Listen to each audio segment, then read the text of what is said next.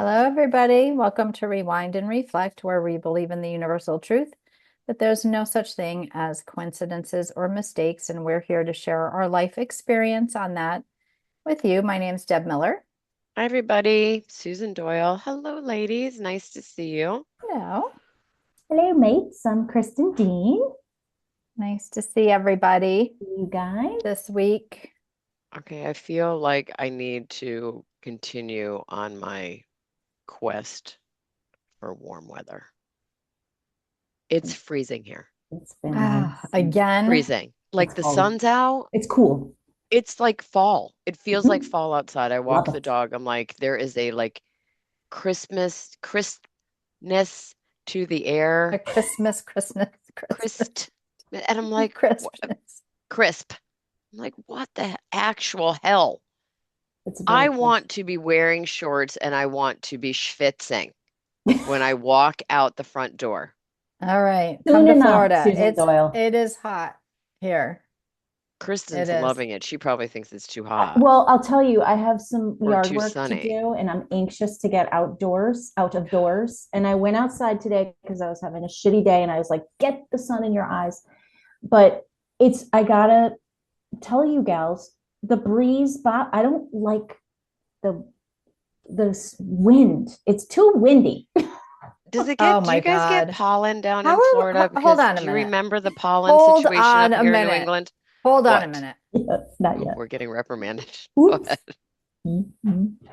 How are we friends if you don't like the wind is my all-time I favorite mean, thing. I love it, Deb. It's just hard to do You just said I yard hate the work. wind. I I hate it when hate I'm the doing wind. yard work. I am going to stand true. I'm going to dig my heels in. I fucking hate the wind. I hate a fan. I hate it all. I don't like anything blowing right on me. Well, And I this time of year, I'm going to tell you, Miss Florida, um, the wind kicks up and there is pollen everywhere. My eyes are burning. I went through 3 Swiffers yesterday and it Oh, just pulled up green, yellow yeah. are your gunk. windows open? Well, when they can be. Well, keep them shut. Well, Listen, what? girl, Or Listen, it's shut time for in. you to move. There has not been one time in this 78, 9, well, however many episodes we've done that you have been satisfied with the weather in your homeland. Yeah, she needs a new I home. actually Maybe have. two or three. That's I it. have. You are, I it have. is not, No, I was living through the winter knowing that spring was on the other side. It's just spring is on the struggle bus around here, We don't get a spring struggling to here. get We go here. straight. We're going to go straight to I would like be we fine had with like that, 90 degrees a couple weeks ago or which 85 was degrees glorious. when I was yeah, it's off here very too. bipolar. I get it. I get the Yeah, weather there is very bipolar. it's But But okay. you've got to it's like start, more than usual. you got to love where you live. I do. You I got to love where I love where live. you I love live. the seasons. I do. I just there's that. It's like it's like that anticipatory state where you're like, Oh my God. come on, you're almost here, and then like you get a little tease, and then it backpedals, and you get a little tease. Yeah, So you guys listen to Howard Stern, right? Yeah, yeah. I Okay. do So not.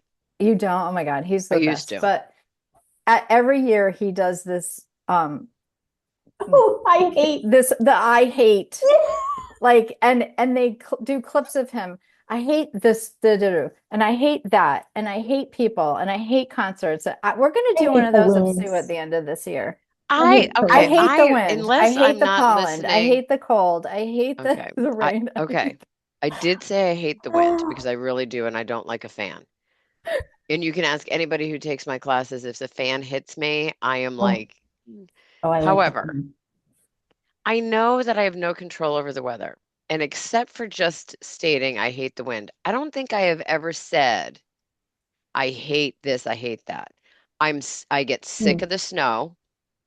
I love those little warm up days where you just feel a glimmer of like warmer weather coming. And the pollen is a lot late. Like the last few seasons, the pollen's been a lot. Like people who don't have allergies are actually suffering a little bit. And I'm gonna shut up now. Let's go. I'm trying. so for those of you who listen, I'm getting two looks from these two bitches that is just like you We didn't love just you backpedal and you too. didn't just not say what you said. So I can cut this Well, out. I the actually can't cut it out because I don't know how, but we don't know how to edit anything, and that and therefore and therefore it's going to everybody that stay in here. sees But these and okay. hears these I just am very gets, grateful that the sun is out. there you Love the go. sun. Sky is very Good. blue. It's beautiful. Yes, and I am grateful that Oh, I have the flexibility to walk my dog every day in the fresh air. I do love the fresh air. That's why my windows and my doors are open as much as they can, but You must all be right. ahead of us, Sue. There is no, this I too don't shall have pollen pass. here yet.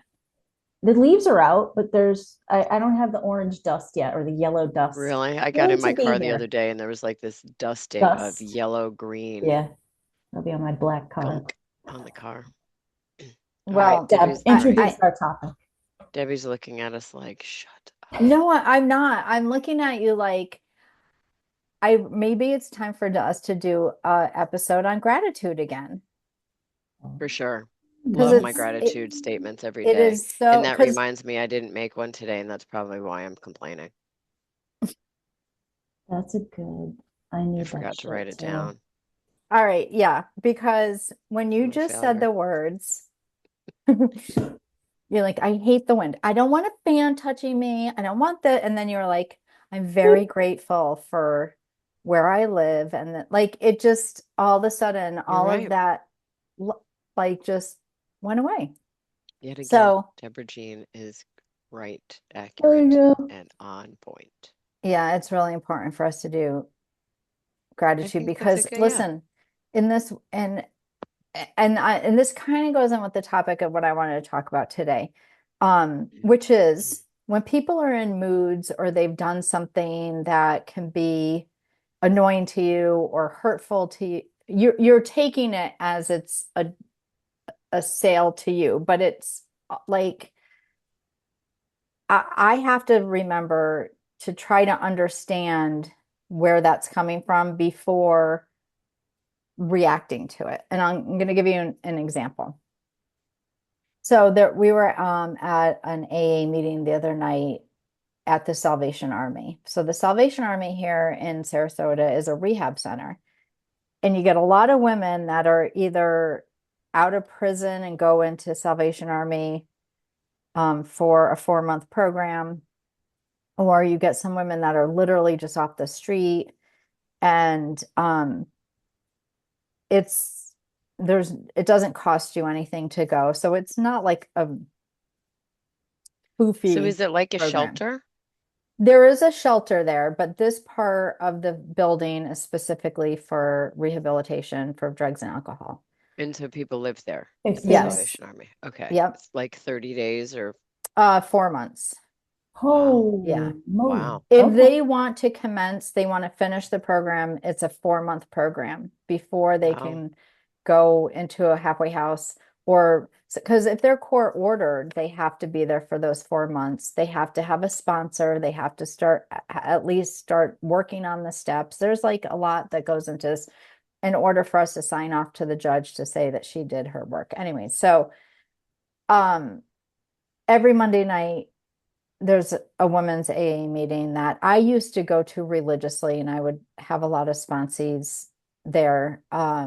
And then I stopped going for different reasons, schedule change, personal things. Um, ended up being, there used to be like 3 women that would bring the meeting in, and I was one of them, and there would be like 14 to 16 women in the program. And then the program started thinning out a little bit. There weren't as many women attending, but there were more and more women bringing the meeting in. So it was a kind of top heavy, if that makes sense, with regards Mhm. to the women that were already in recovery, bringing the meeting in to help these women. So I backed away. I had been doing it for multiple years, and I said, all right, I'm going to take a break, let these other women run the meeting. So but the other night, my friend calls me and she said, can you come in and chair this meeting with us? But there's only 2 of us, and we could use some support in this particular meeting. And I said, yeah. So I went in, and these women said to me, there's only probably going to be 4 women attending this that are in the program because there's not a lot of people in the residence at this time. And I said, okay. And they also said to me, and last week we had some issues, and so we're going to address them. And I said, okay, what kind of issues? And they said, well, the women were very distracted, and they were talking to each other and laughing, and one of them was like reading really, really slow just to be kind of distracting, and the others were laughing. And so they said we just have to have a conversation with them regarding pretty much how to Format. behave in an AA meeting. Yeah, Yeah. because when they leave this this the Salvation Army and they go into halfway houses and they're going to meetings, there's certain protocols that you follow.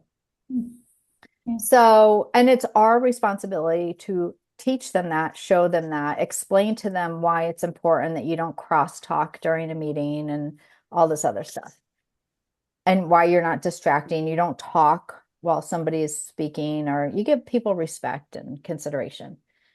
So the meeting started out with the 2 women who brought the meeting in and me, and they said, we just want to address something.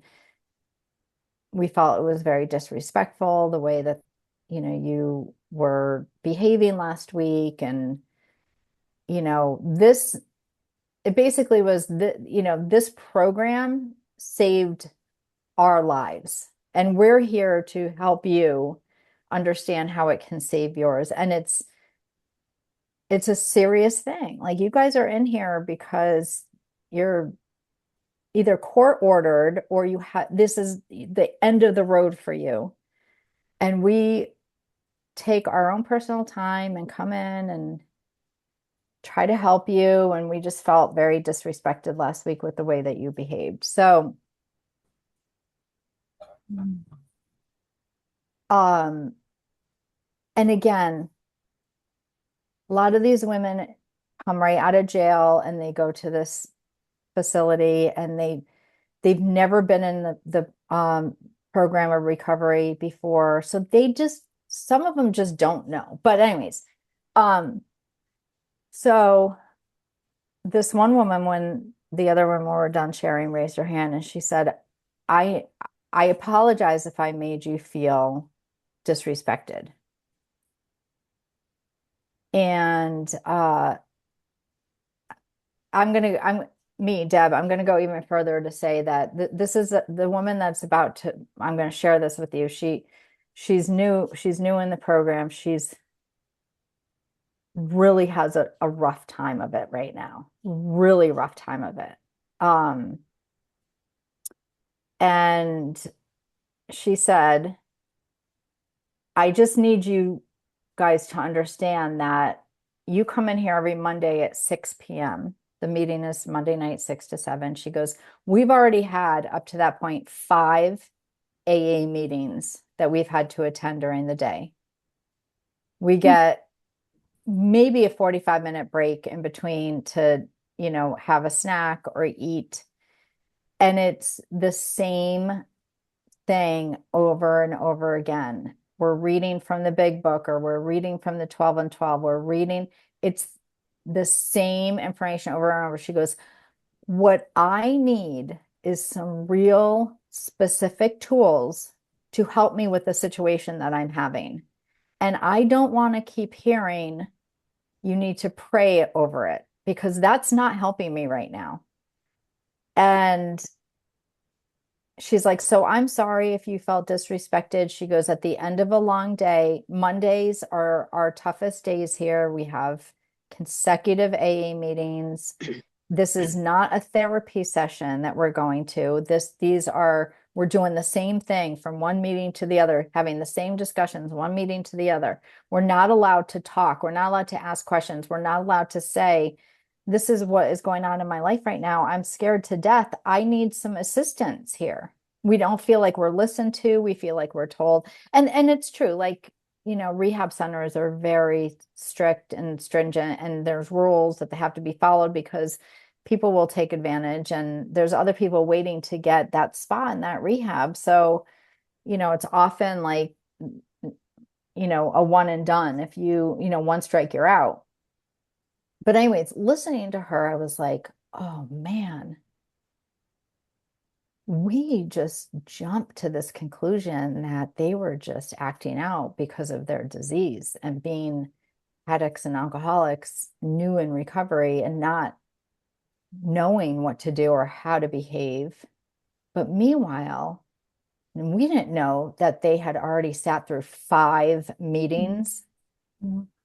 and we were the last one of the day, and Can I they're ask you just a quick freaking question, Deb? over it. Do other Yes. volunteers come in for those other 5 meetings? No, during the day, the volunteers come in on the weekends, bring in meetings on the weekends and in the evening. Okay. But during the day, it is the counselors that are Got there it. running these meetings. Okay. And so she was like, we're just spent at this point of the day. Yeah. We're over it, Enough fucking and meetings. and I was like, oh man, Mm. if we only thought like, okay, that was really bad behavior. Let's ask what's going on before we jump into the whole making the assumption that it's because they're just being disrespectful, or just, they're just giving us a hard time, or they're just being assholes. Like, let's ask, seek first to understand, and that was such a huge eye opener for me. And I thought to myself, I could really use that lesson in life, like, Where they're coming from, where yeah, someone where else is another coming person from. is coming from and Yeah. why they reacted the way they did. We're so quick to take things so personally. Yeah. We're so quick to take things personally. And it can be irritating. I'll be the first to admit, in a meeting, I can't stand it sometimes when people are disruptive. I have, but anyway. Yeah. But yeah, I totally get it. I totally get it. There has been times in these last couple weeks You don't say. where the two of you could have easily scolded me for, things I've said and reactions that I've had, but you didn't, and that was very kind. And because that there's something going on with me, that I'm struggling with something, that my all the things I talk about with my mental health. But there's other people in my life who aren't doing that. They Well, are. so, okay, but all right, so I'm going to stop you there for a second. I think the big thing that you said in in what you were sharing about your experience with the meeting is so spot on I mean, assumptions always get you into trouble. Mhm. Assumptions, speculations, false perceptions, all those things always get you into trouble because you're just not gathering all the information. What would have been really great is if the person facilitating the meeting the previous week actually stopped the meeting Mhm. and said, like, almost like not to the degree that you would do that, like we used to get, kind of scolded in school, where they would Mhm. say, would you like to share your Yeah. conversation with the class? Or open up the note that you're trying to pass and read it to the class. Yep. But more importantly, it's and without sounding confrontational or bitchy or douchey or whatever you want to call it, is just say, what's going on, ladies? Like, Right, Mm. right. Is there something funny, or is there something that you want to share, or you seem pretty restless today? Did something happen?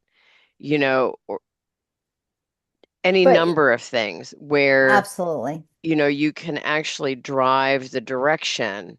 But I'm interested, there's a couple of things. One question I have is there seems to be, and correct me if I'm wrong, as soon as somebody goes into an AA meeting, there's this assumption that they know what to do. Right. Do you know what I mean? So Yeah. there's open meetings, there's family meetings, Mm. there's step meetings, there's speaker meetings.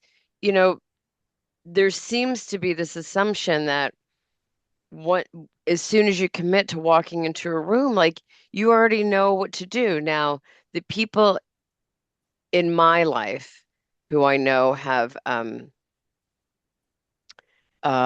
unhealthy relationships with alcohol, they've been in and out of AA for decades. So they do know what to do.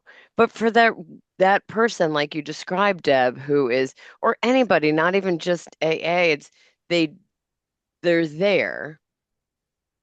Has anybody ever taken the time is there an intro to AA Mm. meeting out there Yeah. where does somebody ever take the time to say, okay, these are our etiquette protocols. This is what this meeting is. This is what that meeting is. These are the expectations we have as a fellowship when you arrive to these types of meetings, whether it be sharing, whether it be, you know, as simple as please don't bring somebody to a closed meeting who's not in the fellowship, because I do know that there's closed meetings and open meetings where family members can go, even, you know what I'm saying? And Mm. so, um, There is a whole, like, every meeting varies. There's a preamble, but like I know several of the meetings I go to, so they talk about please limit your sharing to 3 to 4 minutes so everyone will have a chance to share. Please do not cross or make conversation a side conversation. The floor is with the person sharing at the time. There's no comment. It's not a commentary like this is. mhm. So I don't know, Deb, if the Salvation Army has that format that you've probably heard at various meetings as well over the years. Yeah, they do. And it's, They do. and then we start out by saying, what kind of meeting is this? We're going to read from the 12 and 12, and we're going to go around and everybody's going to read a paragraph or two, and then we're going to discuss at the end. There's protocol in place. But with that being said, how many times, Kristen, have they said at the beginning of the meeting, are there any newcomers? Right? And Yep. people will raise their hand if they're new. Mhm. We need to stop right there and say, okay, just so you understand, Yes. this is because you're new, because I remember being new and not knowing what crosstalk meant. I was like, what the Mm. hell is crosstalk? Right, Cross. If right. you take apart the word, what does that mean? Like it doesn't, and there were other things that I was like, I don't know what that means. And open meetings, closed meetings, like I didn't get that either. There was a lot, and I remember several times being at meetings and seeing the newcomer like nervously look around, like I don't know what I'm supposed to be doing, I don't and know how then to behave. say to them like, okay, well, we're all reading, and if you don't want to read, you can just say pass or whatever. Like the very basics. Um, I remember I chaired a meeting last Wednesday, and there was a woman right next to me, brand new, and she had been briefed about the format before I came in. I came in right when the meeting was starting. And I said to her, I go, we're going to read. No, I'm sorry, this was a speaker meeting. And I said, we just let the speakers talk. We're quiet. And then if you want to share, you raise your hand, but there, you are under no obligation to say anything. You can just listen and take it in. Like, I feel like you're right, Deb. Like, everybody kind of needs that briefing. Like, yeah, a newcomer would need that briefing before. yeah, So oftentimes, seeking to understand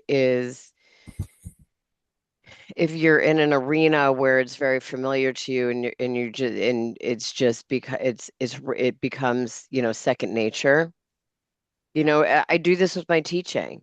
Oftentimes I have to put myself in the shoes of the person who I had this experience a month ago. This woman who has come every single week, I love her. Not only was her very first yoga class, it was her very first group exercise class ever in her life. Oh.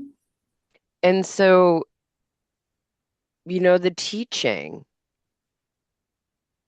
the dialogue becomes a little different, not so much as to bring the entire class down to her level, but we oftentimes, as facilitators or as role models or as even friends or moms or girlfriends, boyfriends, we have to put ourselves in the other person's shoes as you seek to understand.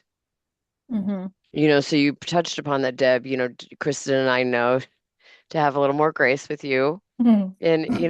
And I have a tendency to make a joke about it. I don't know if you appreciate that or not. Um, It doesn't bother me. I'd rather laugh about things than get all get yelled at. serious. Yeah.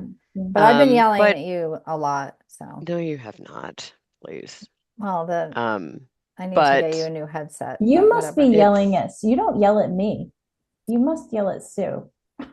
it's I because I don't. don't have noise canceling headphones with my phone and I do things when I'm talking to Oh, her and it it's irritates her. background noise, like the play. God, What are you doing? But anyway, Yeah. but the so noise. there's times that I think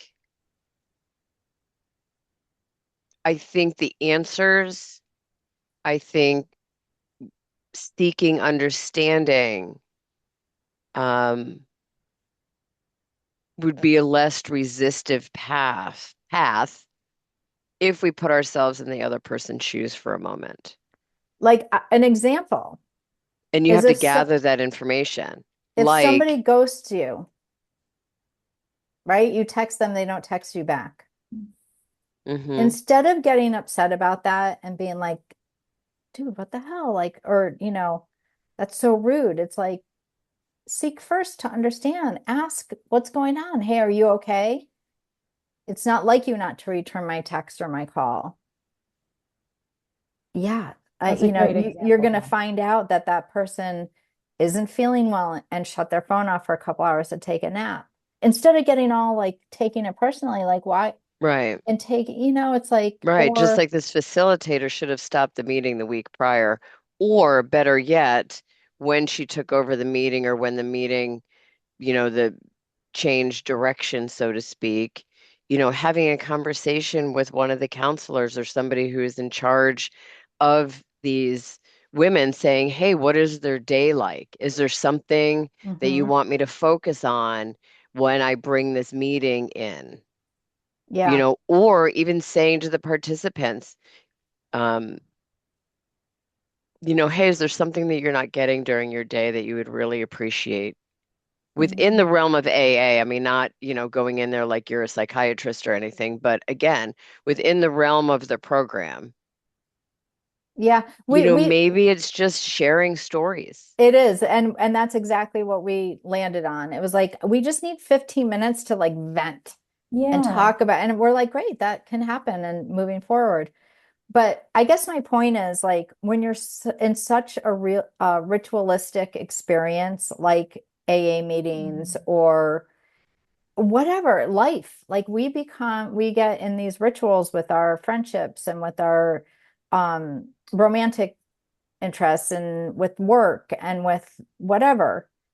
And you end up even whatever playing tennis. Like I don't play tennis, but I can imagine like if you're out there playing tennis with the same people you always play tennis with, and one day one of your teammates just starts fumbling, and instead of getting frustrated with that person, well, she just found out that somebody in her family is sick and her mind head's not in the game. I guess that's what for me, like seek first to understand, find out why the behavior is happening before A, taking it personally, or B, just reacting to it. I have And an example of so this is just something that my son and I talk about on occasion. Um, you said, people get into a routine, right, of their job, so driving is a big one. Like, I drive the same route to the office every day.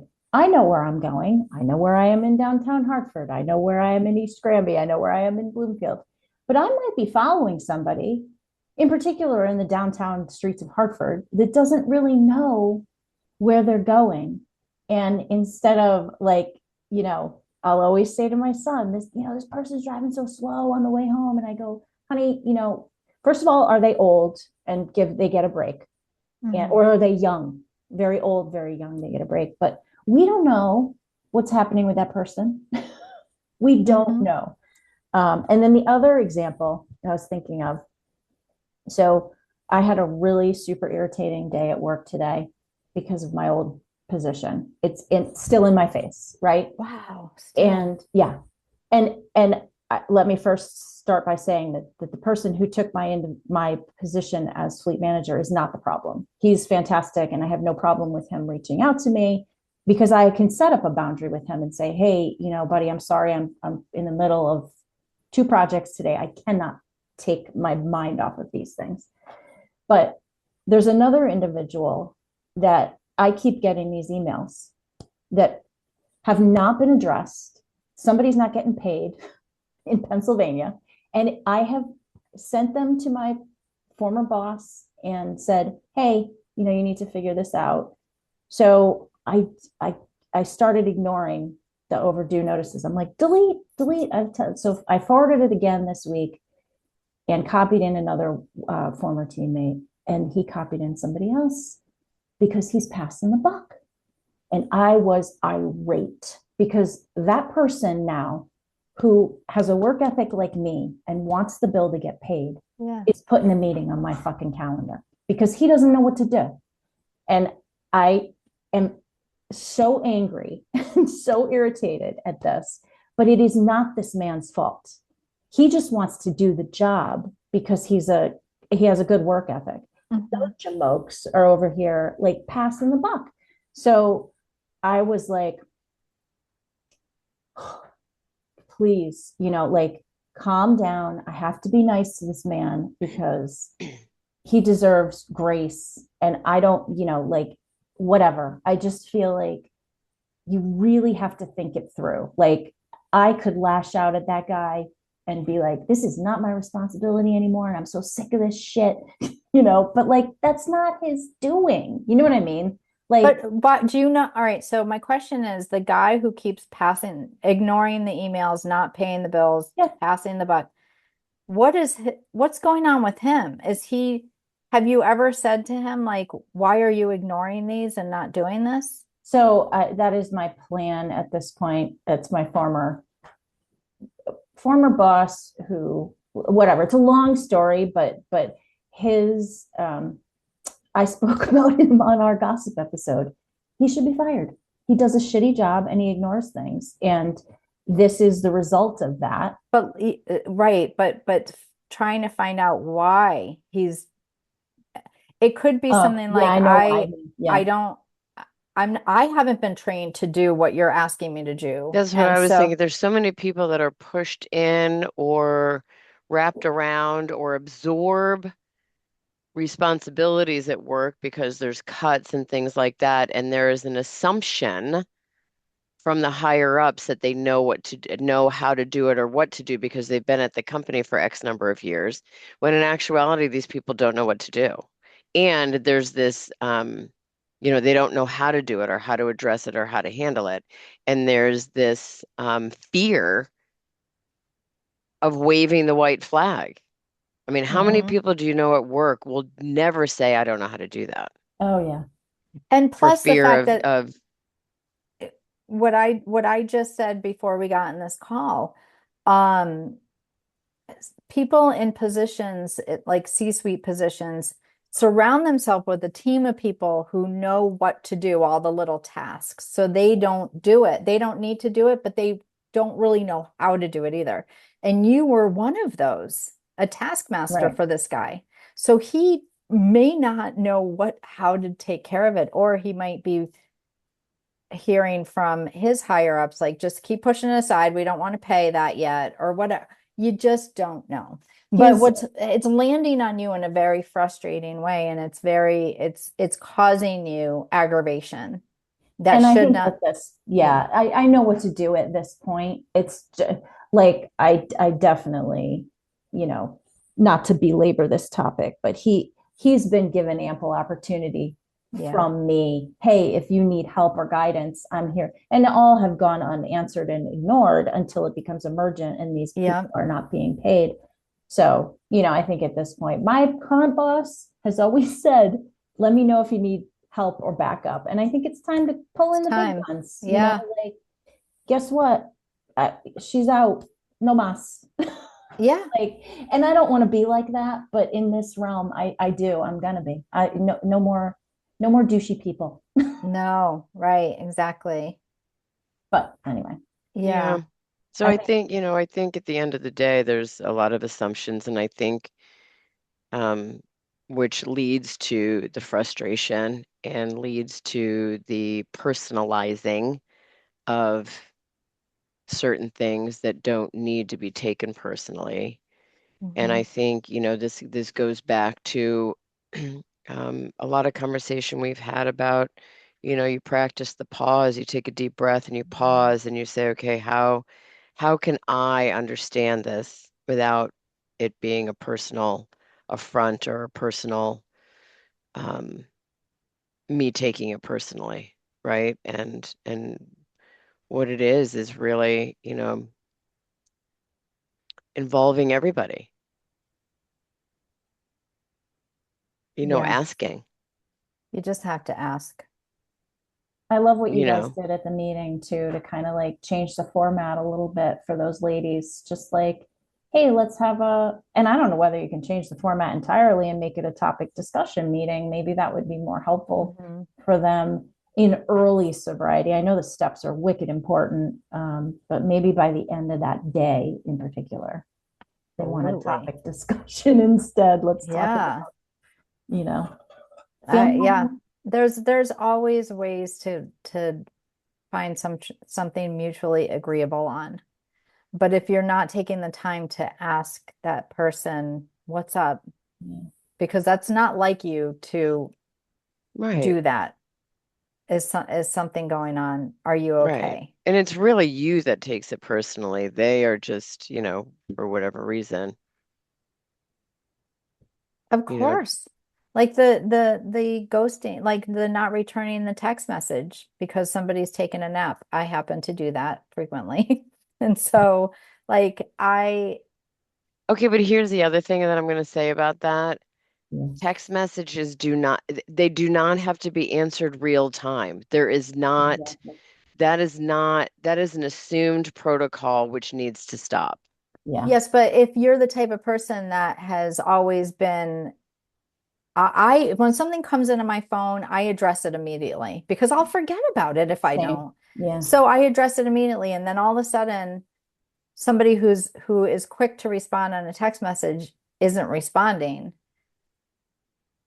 that's when you can start kind of thinking things in your head like, oh shit, what's up? When it comes to me, both of you just know this. I live in a vacuum here. And sometimes, and also, too, I was at a meeting the other week where it said emergency calls only. And sometimes my phone will say emergency calls only because my internet goes down or I have really Sure. cell service here.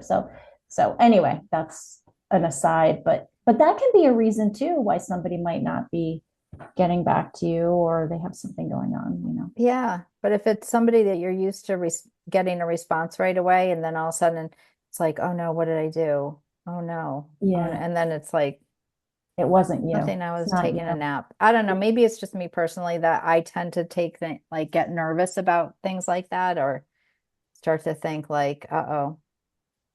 No, Note to I think self, it's just, Sue. I Re- think it's just, I mean, assuming is sort of the path of least resistance when you seek to understand, it takes some work and some effort, Yeah.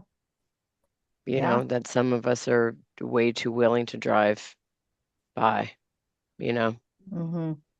Um, but seek to Seek understand first to rather than understand. Mm-hmm. assume and take personally. That's part of the St. Francis prayer too. Seek to love, Rather than to be loved. Mm-hmm. to understand rather than be Be understood. That's a understood. good one if for our audience. Great prayer. The St. Yeah, the St. Francis prayer. prayer is amazing. Really awesome. Yeah. It is. It Thanks for the is. topic, Deb. Yeah, of Yeah, course. It it's is great. something that happened, and I thought, oh, this might be a good subject And in to the chat end, about. those ladies at the Salvation Army are going to benefit immensely Mm. Yeah. from the Well, I conversation. You know what I mean? For you all seeking to understand, you know, by writing the ship, you know, it might have been addressed um on the edge of poorly, but in essence it was turned around mhm. and And and I they just will want to be and they will clear. benefit from it. The facilitators that had the were very, very gentle and very kind, Yeah, no, I get but that. they had to get a Yeah. point across. Like this is not okay. And when you're out, of here and you're in a meeting, that's not going to be okay. So they Hmm. were very kind and gentle about it, but I just felt like it was such a huge lesson. Yeah, Yeah. Oh, agreed. wow. Never even thought for a second that that was happening. Just thought that, you guys were being jerks, you know. Do you Yeah. guys remember when your kids, so my kids were latchkey kids, daycare kids, um, when they were little things, wee things, sometimes they would come home from school and the teacher or the aftercare provider would say, oh, Jessica was so good today, or Aaron was so helpful. He was helping his mates, like he's such a sweetheart. And you bring them home and they're like complete Lunatics. Hmm. lunatics and assholes. And it's because they've been behaving themselves all day. Yeah. They're like, woo, I'm free. So it's Yeah, we all do that, I feel like, when we have to Hmm. let be loose. on all the time, Yeah. and then we shut it off and we gotta let loose. I hear you. Amen. All right. Amen, Queens. All Mhm. right. Um, Where can they Rewind find and us? reflect. We are on iHeartRadio, Spotify, YouTube, Amazon Music. Follow us and share it. We'd love to continue with the traction that we're getting. Or if you have something that you want, some feedback you want to give, or ideas, or just want to say hi, you can private message any of us on social media, or you can email us at rewindandreflect@gmail.com. Till next Thank you, time, ladies. everybody. Thank you. Namaste. Love you. Bye. Bye. Bye.